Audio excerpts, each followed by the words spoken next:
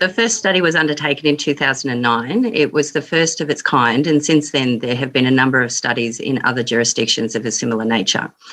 The original purpose, though, was to provide a detailed understanding of the current logistics chain associated with the landside movement of containers through the Port of Melbourne. The original study has been used to guide strategic planning, infrastructure investment and policy changes, and it's been used as a source of evidence in a number of business cases. Port of Melbourne is responsible for the management and development of the assets at the Port of Melbourne, but the efficiency of the port is influenced by the associated landside port freight supply chain. The better we understand the port freight supply chain from end to end, the better we can all manage and influence how the supply chain works. The OD study was a bit of work undertaken through a partnership between the department and the Port of Melbourne. We contributed some funding towards the work, and it's really been, from my perspective, really pleasing to the partnership we developed through undertaking the work. And I think it's a really good points a really good direction in terms of the department and the port working together on these strategic pieces of work to inform strategic directions and policy, because the port is a key asset for the state of Victoria. The government and the port working in partnership on those connections and ensuring supporting the port remaining efficient. It's a really important direction that we need to work together on. So I think the study's been really pleasing from my perspective through that, in terms of that partnership that we've created with the port working on this together. I thought there were some really insightful data points. Specifically, I thought the import growth numbers were incredible to see.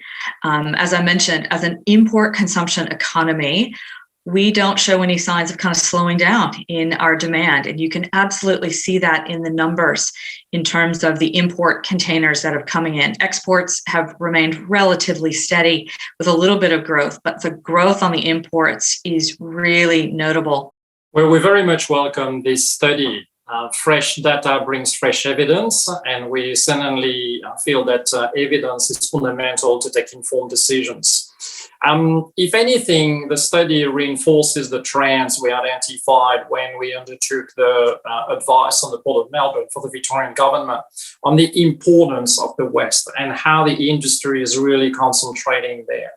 This is why in the 30-year infrastructure strategy, we are calling for the Victorian government to proceed with the Outer Metropolitan Ring Road, which will play such a critical role in liaising and linking all of the key freight and logistics areas from the north to the west. And this is also a reason why we are calling for planning protection for the future site of Bay West. The findings of the OD study actually go into the Victorian government's transport model, VITM. So the numbers are sort of a key component of the freight movement model that sits within VITM.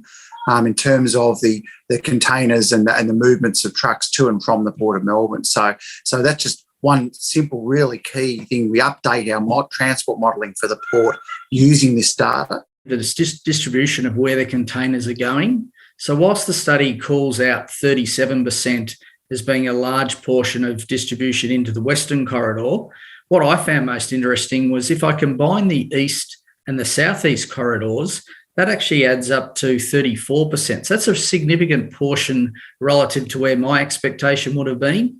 And then if we think about that, therefore the combined west, east and southeast is about 71% of the total of distribution of containers. I think the other key part of the import product flow that I found really interesting in the report is the difference in how import containers and export containers move from the port. And that specifically is those import containers, overwhelmingly over 80%, are moving to transport depots.